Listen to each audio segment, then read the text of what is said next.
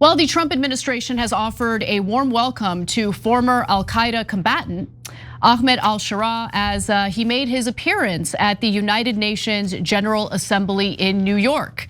In fact, he is the first Syrian leader, and he is in fact the new Syrian leader after the toppling of Bashar al-Assad, the former dictator of Syria. He's a new leader of Syria, and as a result, he's going to speak and address the UN General Assembly, and he's the first Syrian leader to do so in 58 years. Now, it is wild to see our Secretary of State so friendly with him. Let's take a look at this tweet, which says that Marco Rubio, the junior member of Miami's terrorist mafia, it goes on and kind of talks about how it's insane that he's essentially so warm to the honorable leader of al-Qaeda, whose army of terrorists, decapitating thugs devastated Syria on behalf of the US imperialism and genocidal Zionism. This was translated from Spanish to English, which is why it sounds or is read so weird. But as hyperbolic as that sounds, I think the point does remain that we're talking about literally a former al-Qaeda leader, Ahmed al-Sharaa, who's now the president of Syria. And considering the fact that al-Qaeda carried out 9/11, the largest terror attack on US soil, it just feels weird to see our government be so warm and welcoming toward him. Now, years after 9/11 happened, I don't think most Americans know this, but the Obama administration indirectly funneled weapons to al-Qaeda in Syria. Now I say indirectly because the weapons were supposed to go to vetted rebel groups in an effort to help topple Bashar al-Assad, something that I don't think the United States government should ever be involved in. We shouldn't be involved in regime change wars, either through proxies or through arming rebel groups, because those weapons might end up in the wrong hands. So let me give you the details. So the Obama administration took advantage of the civil unrest that was playing out in Syria to topple Bashar al-Assad. So from 2013 to 2017, the CIA ran a covert program that was referred to as Timber Sycamore. And the whole plan of this covert operation was to arm, fund, and train anti-government rebels in Syria. Separately, the Pentagon also launched its own program, and this happened in 2014, to essentially train rebels to specifically fight ISIS. But as we all know in other instances, the weapons tend to end up in the wrong hands, or at least that's what they're telling us. So from the beginning, the US was worried that these weapons would end up in the wrong hands, in the hands of al-Qaeda terrorists, due to the chaotic nature of the civil unrest and the civil war that was playing out in Syria, which of course was also a proxy war that had other foreign nations involved. And so there were literally dozens of armed groups fighting each other, and that included al-Qaeda, an al-Qaeda affiliate known as al-Nusra that was launched in Syria by al-Sharaa, and ISIS. They were gaining influence. And al-Sharaa is the one that basically launched al-Nusra in Syria after spending time in prison for his role in the Iraq war, fighting with al-Qaeda.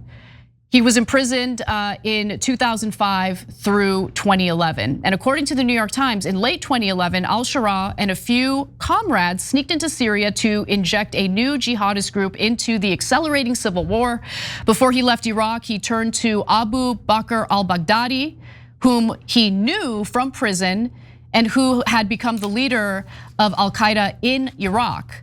The Iraqi gave him about $50,000 to expand al-Qaeda into Syria, al-Sharaa has said. He's the one who has said that on record. Okay, and his new group, the Nusra Front, made its presence known in early 2012 by dispatching suicide bombers to attack security personnel in Syria's largest cities, killing hundreds of people. So that is the current new leader of Syria, who received a warm welcome from our Secretary of State, Marco Rubio, at the UN General Assembly. Isn't that great? In New York, by the way. The US government claims that they never directly armed al-Qaeda in Syria, and that the vetting process to which the vetting process to determine which rebels they should arm turned out to be unreliable, Cenk. Turned out to be unreliable. Okay, so this guy is now engaging in like a rebranding campaign. Yep. I'm not allowed to curse. I don't care, about his rebranding campaign. What we did, our role in what happened in Syria was wrong because a former al-Qaeda guy is now the leader of Syria and is like, rubbing shoulders or rubbing elbows with our federal government's leaders. I can't, how is that okay? Yeah, so let's break down the hypocrisies here because there are plenty. So we're gonna get back to the topic of blowback because America does this all the time, Israel does this all the time. Oh, let's fund a bunch of terrorists and then, but it's okay because they're fighting against my enemies. Oh, oops, now they're fighting against us. I could have never seen it coming. I see it coming. This guy one day will fight against us as well. Okay, so point number 2 is, so like Venezuelan fishermen are terrorists, peace protesters are terrorists. Yeah. People who are for just Palestinians existing or against a genocide are terrorists. These are different people that have been called terrorists by our government. But an actual terrorist who sent suicide bombers to kill people, not a terrorist. Right. So you see how Orwellian this is, how Kafkaesque this is.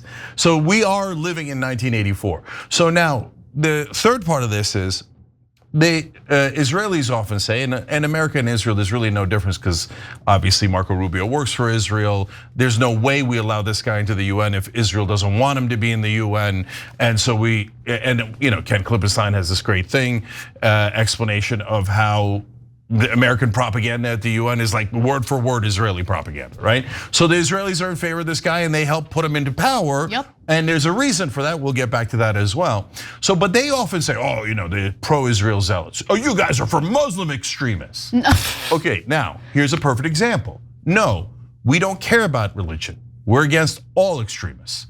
We're against Israeli extremists, Muslim extremists. We're against this guy because he's Al-Qaeda and he was fighting against us, right? We're not part of the dumb idiot CIA who goes, oh yeah, I bet he won't fight us later. Let's fund and weaponize this terrorist because Israel wants us to, right? So, okay, we are equal opportunity against all extremists. Israel, on the other hand, not only has terrorists in its cabinet like Ben Gvir, who was convicted of enabling terrorism. Half their former prime ministers are former terrorists, etc. They're doing 66 times the terrorism of Hamas in Gaza, etc. But now they're in favor of Muslim terrorists too. As long as it has nothing to do with Jews or anything, as long as it helps Israel's agenda of territorial expansion. And that's what this is all related to. Now, Bashar al-Assad obviously wasn't a great person, wasn't a great guy, and was a dictator. But there was one difference between Bashar al-Assad versus who's now the leader of Syria. And what was that, Cenk? What was it about Bashar al-Assad that Israel wasn't so happy about? So they wanted, part of greater Israel is Western Syria. And Bashar al-Assad didn't want Israel to take some of Syria's land. How dare he? So this is unacceptable. He did not bow his head to Israel. So he must be obviously murdered or driven from power and replaced by a literal terrorist. Now, Assad's a terrible guy. So two things can be true at the same time. Saddam Hussein was a terrible guy and we shouldn't have wasted several $1 trillion and many thousands of American lives fighting a guy who wasn't our particular enemy. He was also fighting against Al-Qaeda and Israel. Oh, look at that. Israel said that he was their #1 enemy, so we owe Israel. We had to go fight that war. Now, Assad was not taking orders from Israel. In fact, he was working with Russia and Iran. That's not allowed. Israel says that's not allowed. They get to determine the foreign relations of every single country. And lo and behold, as they put this guy into power and topple Assad, guess what Israel did? You'll never guess. They took land in Western Syria. Yeah. So he has tried to rebrand himself. You'll notice in more recent public statements, he's very deferential to the government of Israel. There's no question about that. He's presenting himself as a bit of a moderate, if you will. But just a little taste of who this guy really is, especially in like recent years. So this is an older interview, but in 2013, while speaking to Al Jazeera, he said of Syria, "We do not seek to rule the country. We seek that God's law will rule the country." Remember, he's a jihadist, so something to keep in mind. His group's extremism has been pretty evident. Rights groups and Syrian activists accuse them of killing and detaining critics. And videos shared online showed them executing women they accused of prostitution. They were tough on religious minorities whose beliefs they considered heretical. They forbade Idlib's Christians from displaying crosses or ringing church bells. And they and other rebels seized Christian homes and farmland. To be fair, that's also exactly what Israel has done with Christians in Palestine. As we've said, we are not in favor of extremists of any kind. Now, in 2022, al-Sharaa's rebranding was carried out in earnest, I guess. So let me give you the details there. Al-Sharaa apologized to Father Jalouf and to other Christians expressing hope that they could turn the page. According to Jalouf, who is now Bishop of Aleppo, much of the Christians' property has since been returned. Quote, "This man is trustworthy," he said. "If he promises something, he carries it out." And he also earned the trust of the US government, as you could see from the photo I showed you earlier, where he was warmly embraced by our Secretary of State. And also, after Trump met with al-Sharaa in May, he expressed confidence in him and lifted all US sanctions against him and Syria. But I'm sure you've all seen some of the stories of sectarian violence that have continued to be carried out in Syria since the toppling of Bashar al-Assad, much of it directed at Christians, directed at Druze, and al-Sharaa has not been able to rein any of that in. And so going in and destabilizing countries like this on behalf of a foreign country, not even in the best interests of the United States, is a bad idea. And we're seeing that play out right now. Yeah, and so that leads back to the blowback. So I did a story I was very proud of many years ago about, hey, where did this Muslim extremism come from in the first place? Because if you don't know this, in the 1960s and 70s, they used to go around in miniskirts in Iran, in Afghanistan, etc. All of a sudden, the place became so extreme. Well, it turns out several different folks, but primarily America and Saudi Arabia, were funding both schools and media that was pushing an extreme version of Islam. Now, why did America do that? Because they wanted the Afghans to become religious zealots to fight against the godless communists as the Soviet Union was trying to take Afghanistan. So they thought, oh, we got a great idea. Let's turn this population into frothing at the mouth extremist Muslims, because then they'll attack our enemy, Russia. Oops. And that Taliban, we literally funded the Taliban, literally.